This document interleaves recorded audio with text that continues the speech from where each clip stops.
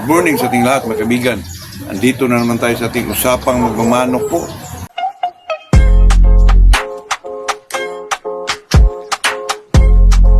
Ito naman sa atin mga kaibigan ay talagang usapang magmamanok lang. Puro manok lang po. Hindi naman tayo nakialam dyan sa mga politika dyan. Kung ano yan sa atin ay talagang yung hilig lang natin mga kaibigan.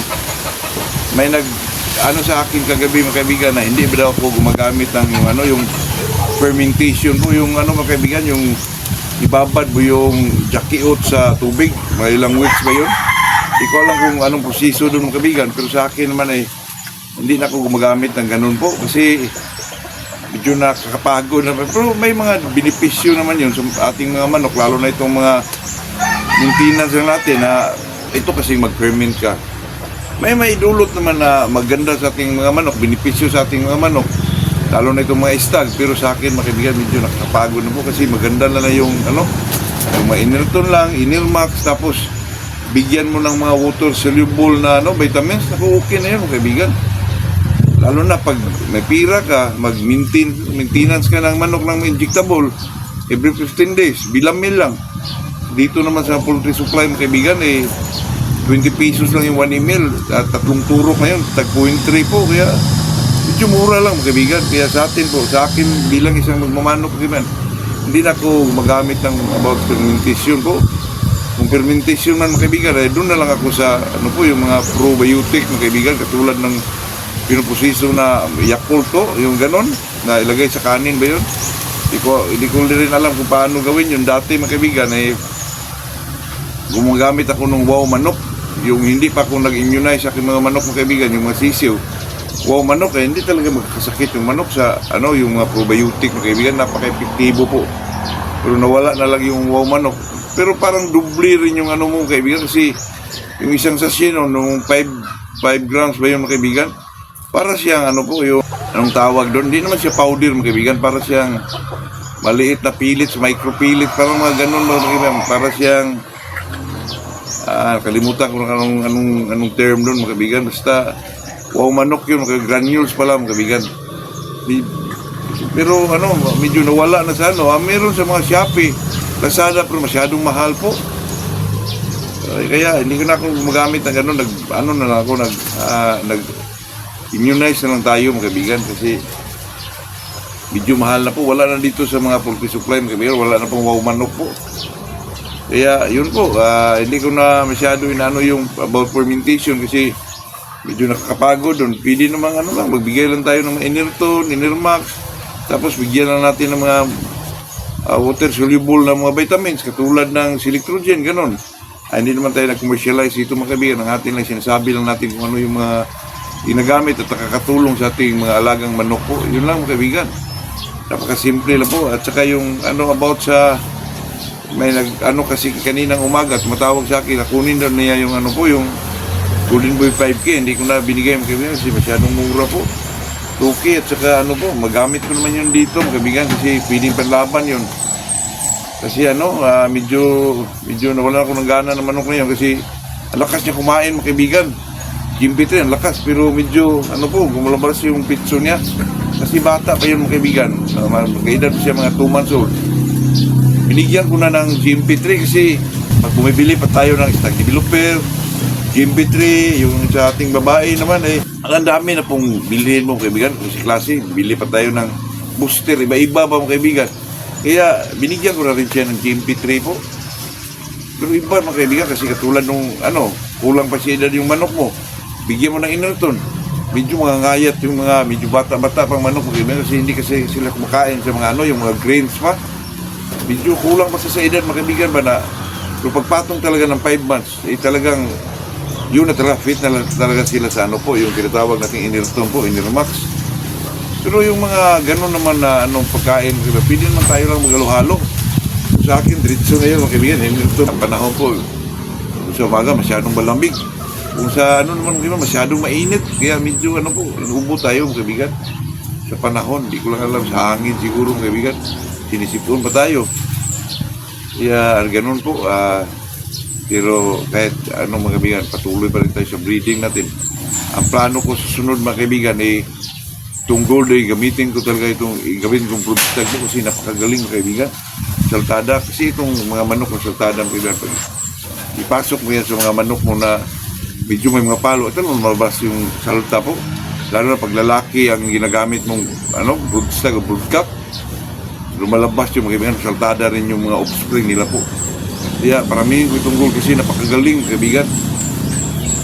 I-cross ko ito sa Golden Boy. Lahat ng mga babaeng Golden Boy po. At saka sa Shilton, mga babae din, kaibigan, babae na Shilton. Cross din natin sa gold po. Kasi balak ko sa sunod mga kaibigan, process ng ating i-breed po. Last na siguro tayo mag-breed ng mga straight mga kaibigan, Golden Boy. Pero ngayong mga early bird siguro baka panglaban na kasi para magpaban din tayo.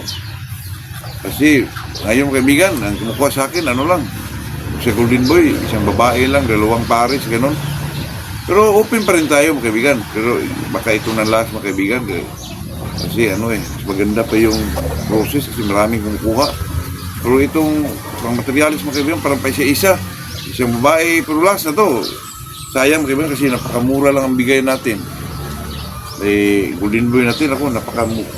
Kung anong kaibigan, kumpara natin sa iba dyan, mga breeder vlogger o yung mga, lalo na yung mga legit talaga na 25,000, 20,000, di ka talaga pero sa atin dito napakamura. Pero ganun pa rin yun kaibigan kasi yung mga materialis naman natin galing naman sa kanila po. Saka walang problema yun kaibigan, totoo yan kasi ito kasing mga pang-materialis mga kaibigan, kahit dito lang, maliit lang yung area mo, hindi naman yan panlaban, pang lang yan mga kaibigan, pang materialis mo. Kaya kung may pagalaan ka, yung mga offspring sa nakuha mong materialis sa akin, doon may pagala para medyo malakas yung mabinti nila, ganun. Pero pang materialis, hindi mo naman kailangan palakasin yan o kailangan pagigala mo ng malaking para pang materialis yan Ibig sabihin mga kaibigan, for breeding purposes po. Kaya yun ang natin dyan. Maliit lang area natin. Pero kung sumahin ng kaibigan, kung marunong ka lang talaga mag-alaga po, nako, mas maganda dito tayo sa mga gilid-gilid boys kasi ganun pa rin yun mga kaibigan kung sabihin mong straight, dito sa atin straight din to At saka kung pagpili lang mga kaibigan, itong mga babae natin talaga, hindi din tayo mabitin po yung mga ginagamit natin mga babae dyan. Ito na lang siguro ang last nating mga kaibigan sa about sa Golden Boy po. Straight natin, saka itong round head natin na po. Kasi sa sunod mga kaibigan, sa early bird, talagang pabana tayo ng mga pang-process natin mga kaibigan. Pag-process po, mga panlaban natin, mayroon tayong mga gold talaga paramihin ko kasi magaling Tsaka i-cross din natin ito sa mga bulik po. Pag may mga lumalabas na nabulik din dyan. Yun po, yun lang mga kaibigan, yun lang ating ma-share sa araw na to. Ito naman sa atin mga kaibigan, kung may mga sharing tayo. Sabihin naman natin mga kaibigan kung ano yung mga diferensya niya. Ito'y medyo balit ang katawan niya. Ito'y talagang ganun mga kaibigan. Kahit yun, may nag-comment sa akin doon, ba't mo sabihin mo, hindi yan mabinta Parang ganun po Saka mo na, yung makatanggap doon, manipis sabihin mong malaki yung katawan, ayoko yung ganun mga kaibigan, yun talagang totoo po kasi bilang isang magmamanok, hindi naman biro yung apresyuang 5K, ganun malaking bagay na yun mga kaibigan, malaking presyo yun sa atin mga kaibigan, yung mga nag-sharing tayo kung ano yung may mga diferensya doon, sabihin mo po para alam yung mga kung sino mo yung kumukuha doon na ganun pala diferensya doon. Pero pag gusto talaga yung kaibigan, kliyente mo na kunin talaga yun, lalo na sa mga street bed kasi yung street bed mga kaibigan, kahit ganun yung katawan medyo kulang pa kasi bata pa.